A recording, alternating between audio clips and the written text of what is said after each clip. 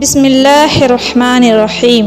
السلام علیکم ناظرین محترم، آج ہم حضرت موسیٰ علیہ السلام کے پیدائش کا واقعہ سنیں گے۔ اللہ کی چاہت پر کسی کی چاہت غالب نہیں آ سکتی۔ فرعون جس چیز سے قاہر تھا وہ چیز اس کے سامنے آ گئی۔ فرعون نے اپنے تمام پتر طاقت کا مظاہرہ کیا، مگر اسے اللہ کی طاقت کا اندازہ ہی نہ تھا۔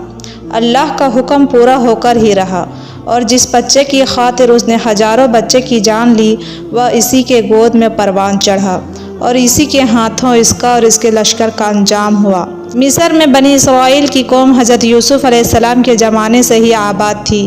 اس دور اللہ تعالیٰ کے نزدیک یہ لوگ سب سے افضل تھے۔ یہ لوگ حضرت یعقوب بن اسحاق بن ابراہیم کے اولاد میں سے تھے۔ اللہ نے ان پر ایک ظالم اور سرکش بادشاہ کو مسلط کر رکھا تھا، جو ان کے ساتھ بہت برا سلوک کرتا تھا۔ فرعون بنی اسرائیل کے ساتھ ایسا سلوک اس لیے کرتا تھا کہ وہ لوگ اکثر لحامی کتابوں کی روشنی میں حضرت ابراہیم علیہ السلام کے یہ بات ذکر کیا کرتے تھے کہ ان کی اولاد میں ایک لڑکا پیدا ہوگا جن کے ہاتھوں مصر کی سلطنت تباہ ہو جائے گی۔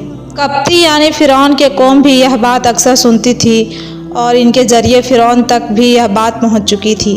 اس کے علاوہ فرعون نے یہ خواب بھی دیکھا کہ بیت المقدس کی طرف سے ایک آگ آئے اور مصر کے تمام قبطیوں کے گھر جلا دیے، لیکن بنی اسرائیل کو کوئی نقصان نہ پہنچا۔ اس نے صبح اٹھ کر نجومی اور کاہنوں کو بلایا اور ان سے اپنے اس خواب کی تعبیر پوچھی۔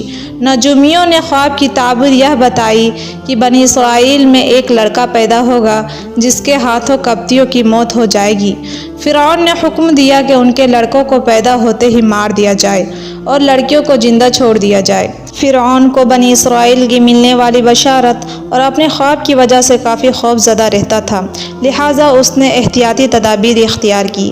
اس نے کچھ عورتوں کو اس کام کے لیے مقرر کیا تاکہ وہ لوگوں کے گھروں میں جا کر دیکھے کہ عورتیں امید سے ہیں، ان کے یہاں پیدائش کے اوقات کا اندازہ رکھے۔ لہٰذا جب بھی کسی کے یہاں بیٹے کی پیدائش ہوتی تو اسے قتل کر دیا جاتا، اور لڑکی ہوتی تو اسے چھوڑ دیا جاتا۔ یہ اس نے اس لیے کیا تھا تاکہ موسیٰ علیہ السلام کی پیدائش ہی نہ ہو۔ ادھر یہ تدبیریں تھیں اور ادھر تقدیر ان پر ہنس رہی تھی کہ جسے مارنے کی خاطر تو یہ سب کر رہا ہے وہ تیرے ہی گھر پرورش پائے گا۔ کافی عرصہ یہ سلسلہ جاری رہا تو قبطیوں نے شکایت کی کہ یوں ہی ان کے بچے قتل ہوتے رہیں تو ہمارے کام کون کرے گا؟ تو فرعون نے حکم دیا کہ 1 سال بچے قتل کیے جائیں اور دوسرے سال چھوڑ دیے جائیں۔ مفسرین فرماتے ہیں کہ حضرت ہارون علیہ السلام اس سال پیدا ہوئے جس سال بچے قتل نہیں کیے جا رہے تھے، اور حضرت موسیٰ علیہ السلام اس سال پیدا ہوئے جس سال بچے قتل کیے جا رہے تھے۔ آپ کے والدہ حملہ کے ابتدائی دنوں میں سے ہی یہ احتیاط کی اور آپ کا حمل بھی ظاہر نہ ہوا۔ جب حضرت موسیٰ علیہ السلام کی ولادت ہوئی تو صرف چند قریبی لوگ ہی یہ بات جانتے تھے۔ حضرت موسیٰ علیہ السلام کا گھر دریائے نیل کے کنارے پر تھا۔ اللہ تعالیٰ نے آپ کی والدہ کے دل میں یہ بات ڈال دی کہ آپ کو ایک صندوق میں ڈال کر اسے دریا میں ڈال دے اور ساتھ ہی ایک رسی باندھ دے۔ چنانچہ انہوں نے ایسا ہی کیا۔ جب وہ خطرہ محسوس کرتی تو آپ کو صندوق میں ڈال کر رسی ہاتھ میں پکڑ لیتی، اور جب خطرہ دور ہو جاتا تو رسی کھینچ کر باہر نکال لیتی۔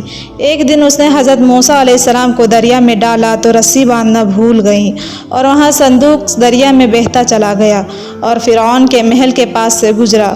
تو فرعون کی باندیوں نے اسے اٹھا لیا، لیکن خود کھولنے کے بجائے انہوں نے فرعون کی بیوی حضرت عائشہ علیہ السلام کے سامنے پیش کر دیا۔ جب حضرت عائشہ علیہ السلام نے آپ کو دیکھا تو آپ کی معصومیت دیکھ کر انہیں آپ پر بہت پیار آیا۔ اللہ تعالیٰ نے آپ کی صورت ہی ایسی بنائی تھی کہ جو بھی آپ کو دیکھتا اس کے دل میں آپ کے لیے محبت پیدا ہو جاتی۔ انہوں نے فوراً آپ کو اپنے پاس رکھنے کا فیصلہ کر لیا۔ جب فرعون نے دیکھا تو اس نے پوچھا کہ یہ بچہ کون ہے، اور فوراً انہیں قتل کرنے کا حکم دے دیا۔ حضرت عائشہ علیہ السلام نے ان سے مزاحمت کی اور ان سے کہا کہ ہماری اولاد نہیں ہے، ہم اسے گود لے لیتے ہیں۔ ادھر موسیٰ علیہ السلام کے والدہ آپ کی جدائی پر نڈھال ہو گئی، ان کا دل خالی ہو گیا اور قریب تھا کہ سب کے سامنے آپ کی باتیں ظاہر کر دیتی۔ انہوں نے اپنی بڑی بیٹی سے کہا کہ وہ صندوق کے پیچھے پیچھے جائیں اور اس کے حالات معلوم کریں۔ چنانچہ وہ صندوق کے پیچھے پیچھے چلتی رہیں جیسے کہ وہ کسی اپنے کام میں जा रही हो। हज़रत मूसा अलैहिस्सलाम जब फ़िरौन के महल पर पहुंच गए तो आपको भूख लगी और आप रोने लगे। तभी आपको कुछ खिलाना पिलाना चाहा, लेकिन आपने नहीं खाया। तभी आसिया ने दूध पिलाने वाली औरतों को बुलवाया तो आपने किसी का भी दूध कबूल ना किया। अब वह लोग सख्त परेशान हो गए। हज़रत आसिया अलैहिस्सलाम ने आपको बांदियों के साथ बाज़ार भेजा ताकि शायद कोई दूध पिलाने वाली मिल जाए। वहाँ आपकी बड़ी बहन ने आपको बांदियों के साथ देखा तो उन्हें कहा कि मैं एक ऐसा घर जानती हूँ जिसका दूध या पी लेंगे और वह उनकी अच्छी परवरिश भी करेंगे और उनके खैर ख्वाह भी होंगे। तो उन्होंने कहा कि तुम कैसे जानती हो? उसने कहा कि वह लोग ज़रूरतमंद हैं, अगर आप अच्छी उजरत का वादा करें तो वह लोग ठीक से काम अंजाम दे सकते हैं। चुनांचे वह उनको लेकर अपने घर गई। जब मूसा अलैहिस्सलाम के वालिदा ने आपको दूध पिलाना चाहा तो आपने दूध पी लिया। हज़रत आसिया ने जब आपकी वालिदा को महल में रुकने के लिए कहा तो उसने मना कर दिया कि मैं शौहर वाली और बाल बच्चेदार वाली हूँ, मैं अपने घर से कहीं नहीं जा सकती। चुनांचे खुद हज़रत मूसा अलैहिस्सलाम को उनके घर लेकर जाते। इस तरह अल्लाह ताला ने आपको आपकी वालिदा से दोबारा मिलवा दिया और आप नहायत नाज़ो नाम से महल में पलने लगे। और जब जवान हुए तो अल्लाह ताला ने आपको नबूवत अता की और आपके ज़रिए हज़रत आयशा ईमान लाई। आपकी कौम बनी इसराइल कौम फ़िरौन की जुल्म सितम से निजात हासिल हुई और फ़िरौन इसका लश्कर दरियाए नील में गरक हो गए।